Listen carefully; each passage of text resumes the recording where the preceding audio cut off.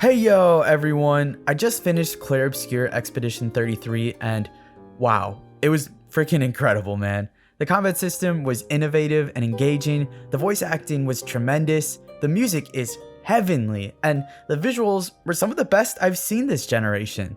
It's even more incredible that the studio that made this game, Sandfall Interactive, are a group of ex-Ubisoft employees. The core team was about 30 people or so, with outsourcing help of course, but still, this is incredible for a first game.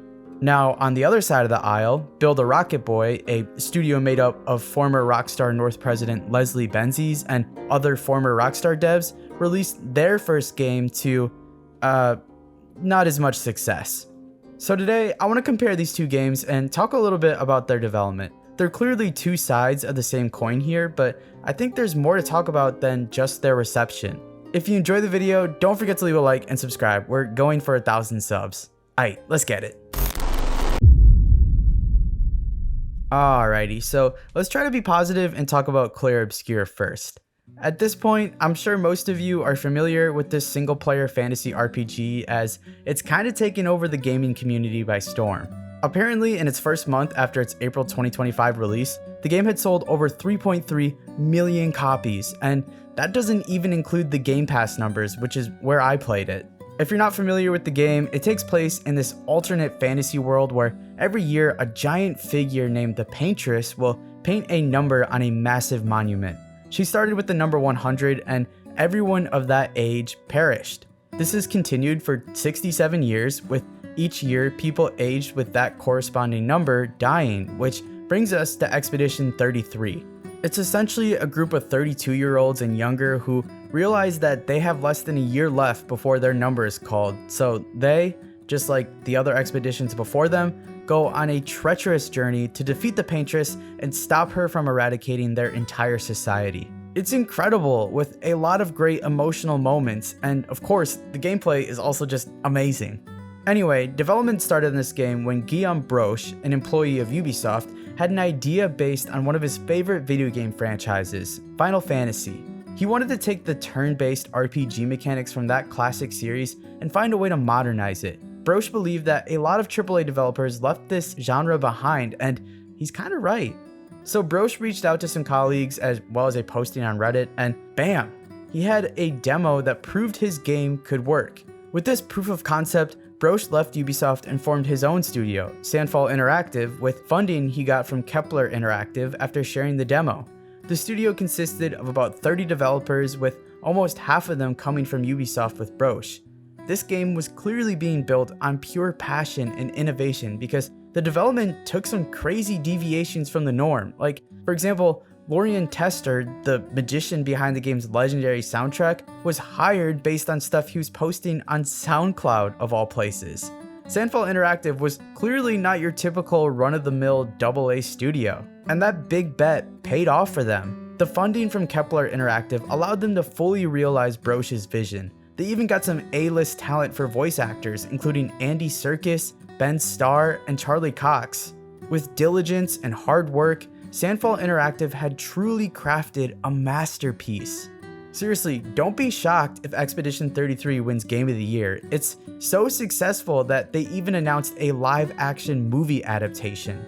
So that's the tale of how a bunch of ex-Ubisoft employees departed from one of the industry's largest employers to do their own thing. It was a big risk to leave the relative safety and benefits that a large corporation can provide, but it looks like it more than paid off. Besides, with how volatile the industry can be these days, they were probably better off taking that risk and heading into the unknown, not too different than their heroes in Expedition 33.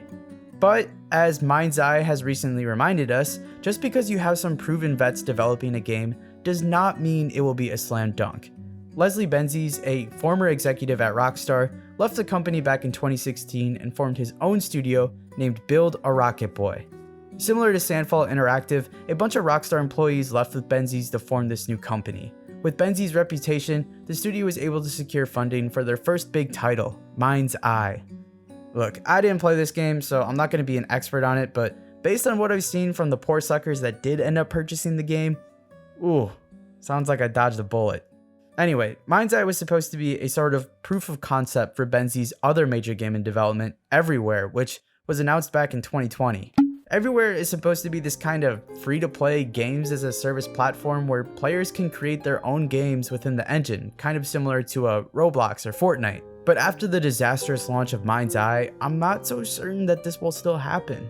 Whereas the Sandfall Interactive Studio was a close-knit team of professionals, it sounds like Build a Rocket Boy was essentially an office full of yes men for Benzies. These are just rumors, keep in mind, but they're still worth mentioning. Also, I'll link it down below. Apparently, Build a Rocket Boy housed some 400 or so employees, most of whom were previous Rockstar devs or friends and family of Benzies himself. It sounds like the development culture got kinda toxic, where negative feedback would consistently be shut down, and instead of opening the game up for playtesting, they did everything in-house, which only boosted that echo chamber of yes men. On top of that, 2 of the studio's top executives left the company just a week before Mind's Eye would release, which should have been a glaring red flag that something was deeply wrong behind the scenes. And obviously, that had to have been true to some extent, because what the f is this shit?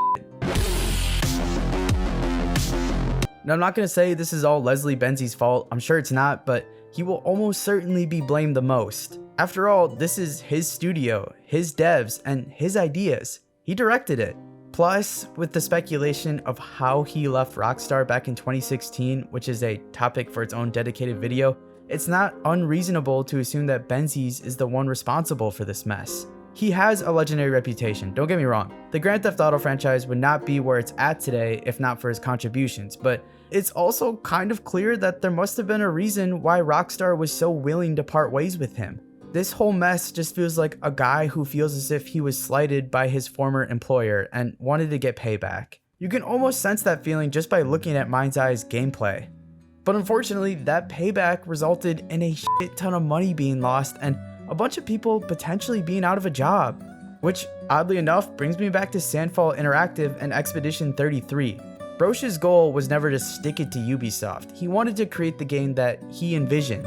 Expedition 33 was a project that was truly made with passion, not some scheme to make a bunch of money. I mean, of course they wanted to make a bunch of money, but it wasn't just an obvious cash grab like Mind's Eye and Everywhere appear to be. I think that the release of these 2 games, both with similar origin but definitely different reception, is a clear indication that good ideas are only as good as the people working on them. It's kinda crazy. If you would have told me that 2 games were being developed, one by a group of former Ubisoft employees and the other by a group of former Rockstar employees, including Leslie Benzies, and that one of those games would be an early Game of the Year contender and the other would be a horrendous misfire, I probably would have guessed that the Ubisoft one was the dud. But I guess that's the lesson I needed to learn. Sure, Leslie Benzies is a legendary video game figure, but he and Rockstar are not the same company they were 20 years ago. Rockstar clearly has an idea of how to run a tight ship in 2025, and if they were willing to kick out Benzies, a guy who helped define their most profitable IP, then there must have been a good reason why. I don't know, I'm trying to formulate my thoughts right now and I'm having a tough time with it. On the one hand, I'm thinking maybe we should start following specific developers instead of studios, kind of like what we do with movies. You don't necessarily watch Oppenheimer because it's made by Universal Pictures, you'd watch it because it's made by Christopher Nolan. Like, for example, maybe I should keep tabs on someone like Cory Barlog, the guy who directed the 2 new God of War games. Yeah, I could follow the franchise or Santa Monica Studio instead, but you never know how that might change. I mean, how many studios out there are still made up of the same people that worked there 10 years ago? Probably not a lot. The industry clearly moves on quick, so maybe you gotta find specific people whose work you enjoy and see what they do next. But on the other hand, that same ideology would have led me to buying Mind's Eye instead of playing through Expedition 33. I had no clue who Broch was, but I'm definitely familiar with the Grand Theft Auto franchise. I don't know, maybe the lesson here is that we should all be open to the idea that smaller games can be incredible and bigger games are not a guaranteed success. Not that that's groundbreaking information, it's the same lesson we've always been telling ourselves, just this time packaged in 2 uniquely different AA games. I guess we can clearly see the magic when the focus is on a smaller scaled experience with a clear vision instead of a game focused on making a bajillion dollars as a live service game that lasts forever. Or maybe the lesson here is that Rockstar retains talent and Ubisoft doesn't. Maybe Rockstar knows when it's time to let an employee go, and Ubisoft doesn't know how to keep their best workers. Who knows? This video is just one big talking point. I've been too busy this week playing my Switch 2 to really lock in and do research for a bigger topic, but I'll come up with something for next week. Until then, I want to hear from you guys. What do you think of Expedition 33 and Mind's Eye? What do you think of their similar origins but completely opposite results? Do you have any particular industry names that you try and follow? Maybe a specific director or writer or musical composer? There's a lot of crazy talent out there. I'd love to hear what you guys have to say. If you enjoyed the video, don't forget to leave a like and subscribe. I appreciate you guys as always, and I'll catch you in the next one.